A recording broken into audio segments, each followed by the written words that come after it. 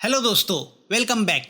Olga को किसी औरत का फुकेट पोस्ट ऑफिस से कॉल आता है। वो ओल्गा को उसकी पूरी पर्सनल इंफॉर्मेशन देते हुए कहती है कि उनके पास ओल्गा के नाम का एक इलीगल पार्सल आया है जिसमें 18 बैंकों के पासबुक्स, मोबाइल फोन और कई सिम कार्ड्स है। ओल्गा उनसे कहती है कि उन्हें कोई गलतफहमी हुई होगी, उसने ऐसा कोई पार्सल किसी को नहीं भेजा। वो औरत ओल्गा का फोन पुलिस स्टेशन ट्रांसफर करती है। पुलिस ओल्गा से कहती है कि उसका नाम मनी लॉन्ड्रिंग केस में सामने आया है। तो अब पुलिस चीफ फोन पे आता है। वो अपना नाम वैटसन बताता है।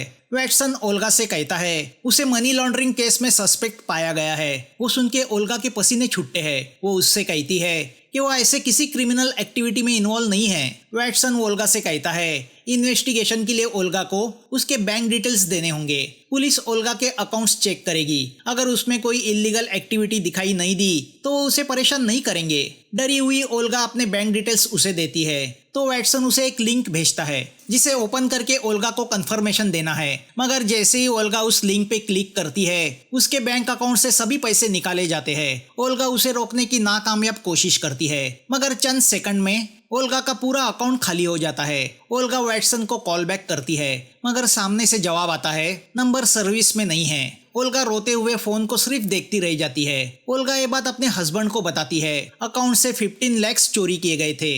हस्बैंड गुस्सा होता है कि एक मामूली ट्रिक से वो फंस गई। दोनों पुलिस स्टेशन में जाके इसकी कंप्लेंट लिखवाते हैं मगर उल्टा पुलिस उनसे कहती है कि वो इस पुरानी ट्रिक में कैसे आ गई। इन स्कैमर को ढूंढना इम्पॉसिबल है। ओल्गा अपने हस्बैंड से कहती है कि वो इस बात को किसी को ना बताए। हस्बैंड तो इसी बात की शुक्र मना रहा है कि ओल्गा ने उस अकाउंट के डिटेल्स स्कैमर को नहीं दिए जिसमें उन्होंने अपनी बच्ची बेला के एजुकेशन के लिए पैसे रखे थे। अगले साल से वो बेला को यूनिवर्सल स्कूल में डालने की प्लानिंग कर रहे थे। इस इंसिडेंट से ओल्गा पूरी तरह डिस्टर्ब हो जाती है। न्यूज में पुलिस बताती है कि ये स्कैमर किस तरह काम करते हैं। पहला कॉल इलीगल एक्टिविटी के नाम से डराने के लिए होता है। दूसरा कॉल विक्टिम को कन्विंस करने के लिए होता है कि सिचुएशन रियल है। तीसरा कॉल पुलिस का कोई बड़ा आदमी करता है जो धमकी देता है। वो विक्टिम के दिमाग को और सुन कर देता है। उसके सामने बुरे परिणामों की लिस्ट पढ़ता है। फिर कोई लिंक भेजी जाती है। डरा हुआ विक्टिम उस पर क्लिक करता है और सब फिनिश। इस इंसिडेंट की वजह से ओल्गा की नींद हराम हो जाती है। इस सोच से बाहर निकलने के लिए ओल्गा उसके जैसे फंसाए गए लोगों की कम्युनिटी ज्वाइन करती है जहां लोग अपने एक्सपीरियंस शेयर करते हैं। वहीं पे उसकी मुलाकात होती है डॉक्टर फातिमा से। वो भी डिप्रेशन में है। उसे भी वैटसन नाम के आदमी का कॉल आया था। फातिमा ओल्गा को बताती है कि उसे 30 लाख से ठगा गया जिसमें उसकी पूरी जिंदगी की सेविंग चली गई जो उसने अपनी आगे की पढ़ाई के लिए रखी थी। मगर अब वो सब सपना बन के रह गया है। वो ओल्गा को बताती है कि मास्टर डिग्री के बगैर उसे प्राइवेट हॉस्पिटल में जॉब नहीं मिल सकता। उसे स्कैमर ने फोन करके ये बताया था कि उसका नाम एक क्रिमिनल गैंग से जुड़ा हुआ है जो ड्रग्स की डीलिंग करते हैं। अगर उसने कोऑपरेट नहीं किया तो डॉक्टर बनने की बजाय वो जेल में सड़ती रहेगी। ऐसे में एक दिन ओल्गा को सोशल मीडिया पे एक वीडियो क्लिप दिखती है जो विनी नाम की लड़की ने अपलोड की है। स्कैमर ने उसकी दादी के अकाउंट से 30 लाख चोरी किए थे और वो स्कैमर वैटसन ही था। विनी का पुलिस पे से विश्वास उठ चुका है। अगले दिन ओल्गा फातिमा के साथ विनी के शॉप पहुंच जाती है। विनी की दादी लीमा एक फूड स्टॉल चलाती है तो विनी अपने खुद के ब्रांड के ब्यूटी प्रोडक्ट बेचती है। विनी को इस बात का गुस्सा है कि स्कैमर ने उसकी बूढ़ी दादी को ठगा मगर लीमा को विश्वास है एक दिन उसके पैसे जरूर वापस आएंगे। विनी को इस बात से ताज्जुब हो रहा है कि स्कैमर की जाल में ओल्गा और फातिमा जैसी पढ़ी लिखी लड़कियां फंसी। तभी विनी उन्हें एक मैसेज दिखाती है। कुछ ही दिनों पहले उस स्कैमर के फोन से विनी की दादी लीमा को ये मैसेज आया था कि क्या वो ठीक ठाक है। तीनों समझ नहीं पाती स्कैमर को दादी के हेल्थ की इतनी फिक्र क्यों है। क्या वो लीमा को और ठगना चाहते हैं। ओल्गा उन दोनों से कहती है यही कनेक्शन पकड़ के हम उस स्कैमर तक पहुंच सकते हैं। फातिमा दादी के फोन से उस स्कैमर को मैसेज करती है कि अब मेरे पास इलाज के भी पैसे नहीं रहे। तो सामने से जवाब आता है कि पैसे सेफ है, डोंट वरी। तो अब ये तीनों कुछ सोच के जिमी से मिलती है। जिमी एक हैकर है जो विनी का खास दोस्त है। ये तीनों उस मैसेज भेजने वाले का लोकेशन जानना चाहती है। जिमी बताता है कि मैसेज जिस फोन से किया गया था उसका सिग्नल फुकेट दिखा रहा है। तो अब उन्हें वो एरिया पता चलता है जहाँ से वो सिग्नल आ रहा है। अब कहानी 2 महीने पीछे जाती है। हमारे सामने आती है रोशा। वो इसी स्कैमर के कॉल सेंटर में सीनियर कॉलर है। वो नई लड़कियों को ट्रेन करने का काम भी करती है। इस कॉल सेंटर का लीडर है मैको। एक दिन रोशा एक लेडी को कॉल करके बताती है कि वो बैंक से कॉल कर रही है। उस लेडी के अकाउंट में चाइना से मनी लॉन्ड्रिंग के जरिए पैसे भेजे गए हैं मगर ये ट्रांजैक्शन इलीगल होने की वजह से परमिशन नहीं दी गई। लेडी रोशा से कहती है कि वो किसी चाइनीज को नहीं जानती। रोशा उससे कहती है फिर भी उसे ये बात पुलिस को बतानी पड़ेगी, बेहतर है वो पुलिस से बात करे। तो रोशा कॉल सेंटर के उनके ही एक आदमी को कॉल ट्रांसफर करती है। वो फेक पुलिस वाला लेडी को बताता है कि उसे उस लेडी की आइडेंटिटी वेरीफाई करनी होगी। रोशा मोबाइल पे देखती है तो उसे 70 साल की लीमा दिखाई देती है। लीमा को देख के रोशा शॉक होती है। उसे याद आता है ये लीमा वही औरत है जिसने एक दिन उसकी जान बचाई थी। दरअसल इस कॉल सेंटर में काम करने के पहले रोशा एक चोर थी। अपनी बच्ची को पाल पोसने के लिए उसके पास कोई और रास्ता नहीं था। एक दिन वो चोरी करके भागी तो लोग उसके पीछे लगे। उनसे बचने के लिए रोशा ने लीमा के फूड स्टॉल का सहारा लिया। लोगों के जाने के बाद लीमा ने उसे खाना और कुछ पैसे दिए और कहा कि वो चोरी करना छोड़ दे, क्योंकि अगर वो जेल गई तो उसकी बच्ची का क्या होगा। रोशा उस दयालु औरत को भूल नहीं पाई थी। अब वही लीमा इन स्कैमर के जाल में फंसी थी। मैको ने लीमा के अकाउंट से पूरे 30 लाख साफ किए और रोशा कुछ कर नहीं पाई। लीमा को ठगने की खुशी पूरे कॉल सेंटर ने मनाई थी। यहाँ पता चलता है यही मैको लोगों को वैटसन के नाम से कॉल करता है। ये कॉल सेंटर पेड्रो नाम का गैंगस्टर चलाता है। काफी साल इस पेड्रो के साथ काम करने के बाद मैको ने अपना खुद का कॉल सेंटर ओपन करने का सोचा, तो कॉन्ट्रैक्ट खत्म होते ही उसने पेड्रो को टाटा बाय बाय किया। पेड्रो नहीं जानता था मैको अलग कॉल सेंटर ओपन करने की सोच रहा है। दूसरी ओर पुलिस ने कई बार अलग अलग कॉल सेंटर पे छापा मारा था, मगर उनके पहुंचने के पहले ही इन स्कैमर को उनके आने की खबर लगी थी, तो वो पहले से भाग जाते थे। दरअसल पुलिस के बड़े ऑफिसर और पॉलिटिशियंस इसमें शामिल थे, मगर इंस्पेक्टर जॉनी ने बीड़ा उठाया था कि वो इन स्कैमर को खत्म करके रहेगा। उसे बार बार रोका जाता था।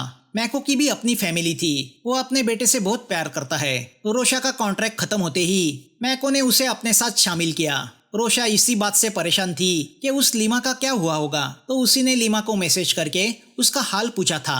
वो चाहती थी कि लीमा को उसका पैसा वापस किया जाए। मैको ने बैंकॉक की ही एक पुरानी बिल्डिंग में अपना कॉल सेंटर का धंधा शुरू किया, जहां से लोगों के साथ स्कैम किया जाएगा। कॉलर्स लड़कियों के रहने का इंतजाम बगल की रूम में किया गया था, तो रोशा ने लड़कियों को ट्रेन करने का जिम्मा उठाया। सिर्फ प्रॉब्लम यही था कि मैको के पास लोगों का डेटा नहीं था। मैको ने उसका भी इंतजाम किया था। उसने पेड्रो की गर्लफ्रेंड लूसी को पटाया था, जो पेड्रो से डेटा निकाल के उसे देने वाली थी। उसी वक्त रोशा के फोन पे फातिमा ने किया हुआ मैसेज आया था। रोशा पुराने विक्टिम के कनेक्शन में है। ये देख के मैको शॉक हुआ, मगर रोशा ने उसे ये कह के गुमराह किया कि उस बुढ़िया से और भी पैसे निकाले जा सकते हैं। अब कहानी प्रेजेंट पीरियड में आती है। ओल्गा, फातिमा और विनी रोशा के मोबाइल का लोकेशन पुलिस को देके उन्हें एक्शन लेने बोलते हैं, मगर पुलिस उन्हें कोऑपरेट नहीं करती। उल्टा वो उन्हें टोकती है कि इस तरह हैक करके लोकेशन निकालना इलीगल है। तो अब ये तीनों फैसला करती है कि वो अपने तरीके से इन स्कैमर तक पहुंचेगी।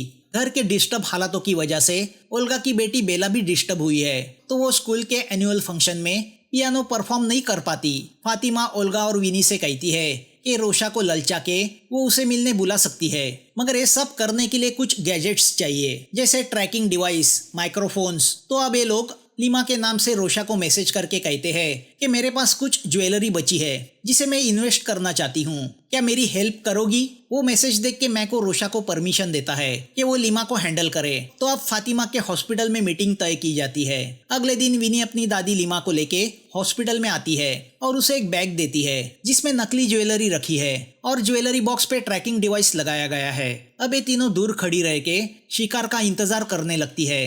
रोशा हुडी पहन के आती है और लीमा के पास बैठ के वो उसके बैग में कुछ डालती है। तीनों वो देखते ही लीमा के पास आके उसकी बैग चेक करती है, तो वो पैसे होते हैं, जो देख के तीनों सरप्राइज होती है। अब ये तीनों रोशा को पकड़ने दौड़ती है। विनी अकल लगा के रोशा से टकराती है। वही मौका देख के जिमी रोशा के मोबाइल पे ट्रैकिंग डिवाइस लगा देता है। रोशा वहां से भाग जाती है। तो ये सब लोग ट्रैकिंग डिवाइस के जरिए रोशा की कार का पीछा करते हुए कॉल सेंटर तक पहुंच जाते हैं। कॉल सेंटर 3rd फ्लोर पे है। अंदर बहुत सारे लोगों को देख के ओल्गा और फातिमा अंदर जाने की हिम्मत नहीं करती। अंदर रोशा मैको को बताती है कि उसे पकड़ने के लिए ट्रैप लगाया गया था, वो कैसे वैसे बच के भागी। बाहर खड़ी ओल्गा कुछ सोचती है और कॉल सेंटर के ऊपर के फ्लोर पे यानी 4th फ्लोर पे जाती है। कॉल सेंटर के ठीक ऊपर का यूनिट रेंट पे अवेलेबल है, तो ओल्गा उसे रेंट पे लेती है। अब ये लोग उसी यूनिट को अपना ऑफिस कम इन्वेस्टिगेशन रूम बनाते हैं। जमीन पे हाई फ्रीक्वेंसी माइक्रोफोन लगाए जाते हैं जिससे नीचे के कॉल सेंटर में चल रही बातचीत सुनी जा सके। इन तीनों का मकसद यही होता है मैको का चोरी का अकाउंट खाली करना। वो नोटिस करते हैं कि कॉल सेंटर 6:30 बजे तक खुला रहता है, बाद में वो बंद हो जाता है। उसके बाद सिर्फ रीमो नाम का वॉचमैन अंदर रहता है। यहाँ मैको इनोसेंट लोगों को स्कैम के जरिए लूटना जारी रखता है। मैको अपने वर्कर्स से कहता है, हम सब पहले गरीब ही थे, हमें क्रिमिनल्स अमीर लोगों ने बनाया है। उनकी नजर में हम हमेशा समाज के कीड़े ही थे। कभी आपने सुना है किसी अमीर ने गरीब से दोस्ती की हो? तो ऐसे लोगों को लूटना हमारा हक बनता है। मैको की बातें सुन के इन तीनों को एहसास होता है कि कई गलती उनकी भी है। दूसरी ओर इंस्पेक्टर जॉनी पुलिस के आर्काइव डिपार्टमेंट से मैको की फाइल निकालता है। वो पुलिस के डेटाबेस से मैको के बारे में जानने की कोशिश करता है तो उसे पता चलता है गैंगस्टर पेड्रो की गर्लफ्रेंड जूली मैको के साथ भी चक्कर चला रही है और ये पेड्रो भी स्कैमिंग कॉल सेंटर चलाता है। यहाँ ये तीनों सोच में पड़ जाती है कि मैको का अकाउंट कौन हैंडल कर रहा है जहाँ स्कैमिंग से चोरी किया गया पैसा रखा जाता है। ये तीनों ये भी समझ गई है कि रोशा उन्हें हेल्प करना चाहती है, इसीलिए वो लीमा के बैग में पैसे छोड़ के गई। जिमी कहता है अगर हम उनके कंप्यूटर को एक्सेस कर सके तो बहुत कुछ हाथ लग सकता है। हमें सिर्फ एक सॉफ्टवेयर उनके कंप्यूटर में इंस्टॉल करना होगा जिसके जरिए हम उनके कंप्यूटर को हैक करके कंट्रोल कर सकते हैं। मगर ये रिस्क उठाएगा कौन? यहाँ कुछ हैकर मैको के स्कैम को पहचान के उसे ही बेवकूफ बनाते हैं और लाइव कैम से उसका वीडियो शूट करते हैं जिसका पूरा ब्लेम मैको अपने वर्कर्स पे लगा देता है।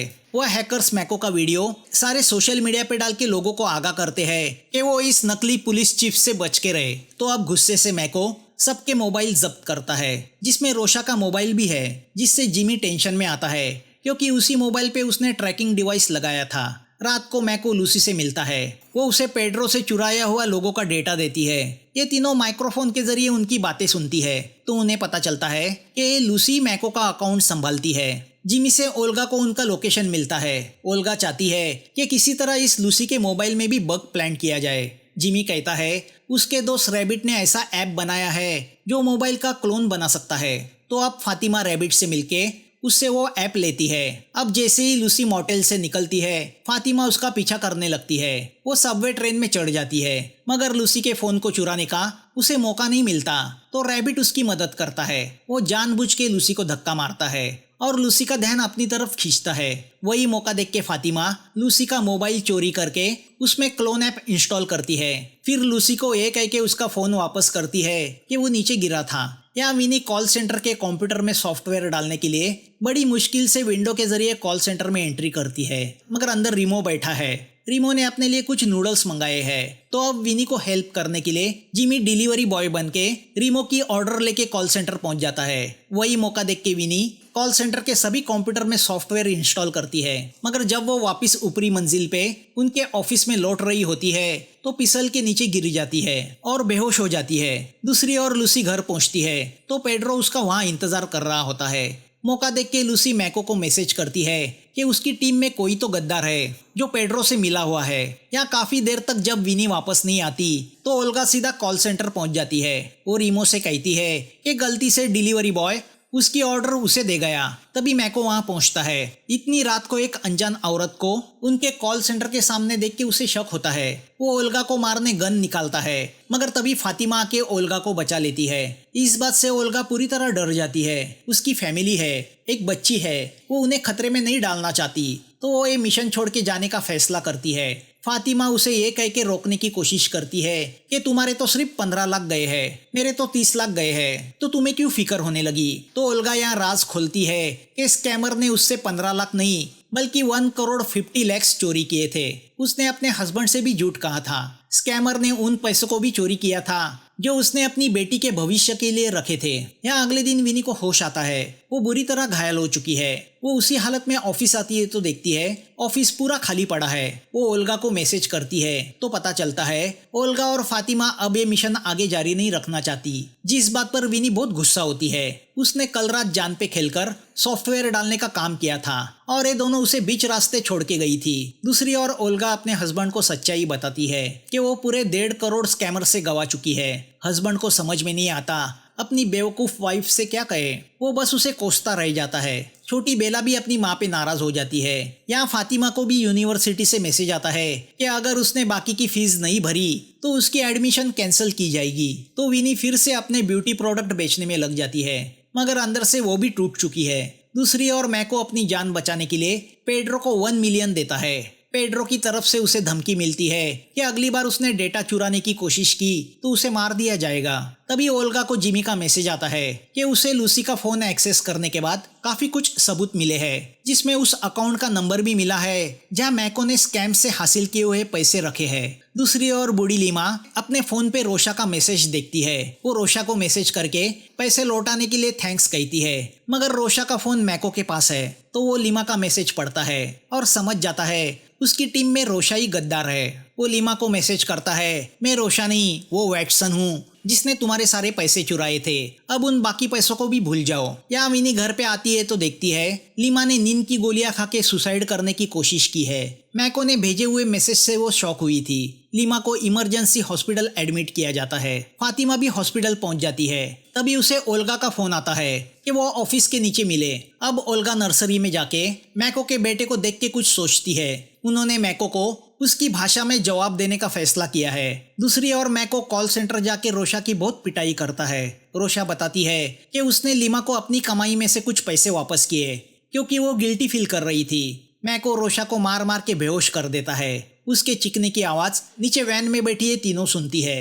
तभी ऊपर मैको को उसकी वाइफ का फोन आता है कि उनका बेटा नर्सरी से गायब हुआ है, कोई उसे उठा के लेके गया। डरा हुआ मैको घर जाने निकलता है। ओल्गा उसके पीछे जाती है तो फातिमा और विनी रोशा को छुड़ाने ऊपर कॉल सेंटर जाती है, मगर कॉल सेंटर में काफी गुंडे हैं। तो उनका ध्यान बटाने के लिए विनी ऊपर अपने ऑफिस में जोर जोर से गाना बजाने लगती है, जिससे डिस्टर्ब होके रीमो कुछ गुंडे लेके ऊपर की फ्लोर पे जाता है।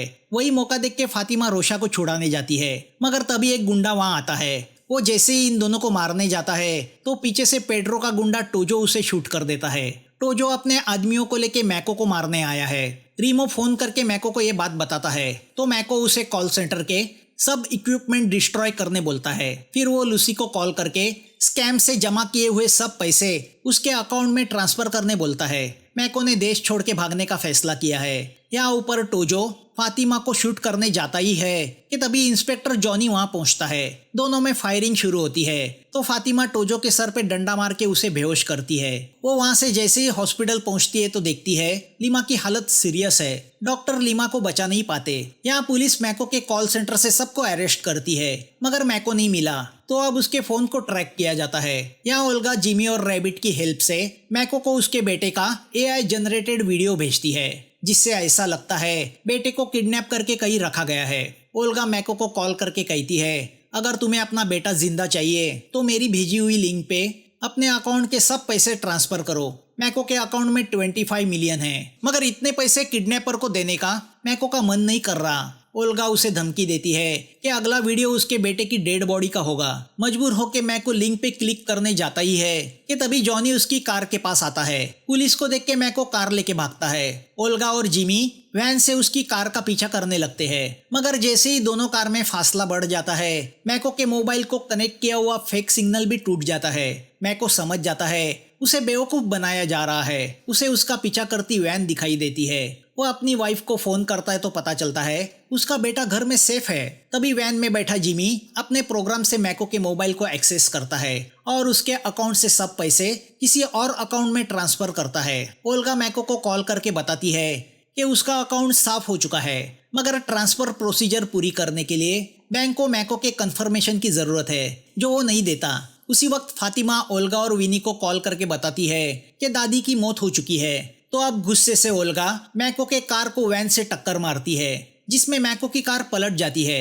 ओल्गा घायल मैको के पॉकेट से मोबाइल निकाल के पैसे ट्रांसफर करने की परमिशन देती है। मैको के 25 मिलियन ओल्गा ने बनाए अकाउंट में ट्रांसफर हो जाते हैं। अब जैसे ही ओल्गा जाने मुड़ती है मैको उस पे गन तान देता है। तभी पीछे से आती विनी उसे अपनी कार से उड़ा देती है। मैको की वहीं पे मौत हो जाती है। पीछे से जॉनी को आता देख ये लोग भाग जाते हैं। वहाँ रोशा की भी मौत हो जाती है। मैको ने स्कैम के जरिए जिन लोगों से पैसे चुराए थे वो पैसे उनके अकाउंट में वापस डाले जाते हैं। पैसे को देख के ओल्गा का हस्बैंड सरप्राइज होता है। ओल्गा अपने हस्बैंड से कहती है मैं बेवकूफ नहीं हूँ। स्कैमर ने जब मुझे धमकी दी कि वो तुम्हारे अकाउंट को भी चेक करेगा तो मैं डर गई, क्योंकि तुम इनकम टैक्स पे नहीं करते। तुम्हारी कंपनी फाइनेंशियल फ्रॉड भी करती है। मैं तुम्हारे लिए डर गई थी, तो मैंने बिना एक पल सोचे लिंक पे क्लिक किया। वो मेरा हमारी फैमिली के लिए प्यार था, बेवकूफ़ी नहीं। अगले दिन ओल्गा फातिमा से मिलती है। उसने मेडिकल यूनिवर्सिटी की फीस भर दी है और बाकी के पैसे डोनेट किए हैं। उसे लगता है गरीब लोगों को भी उनका हक मिलना चाहिए वरना कई मैको पैदा होंगे।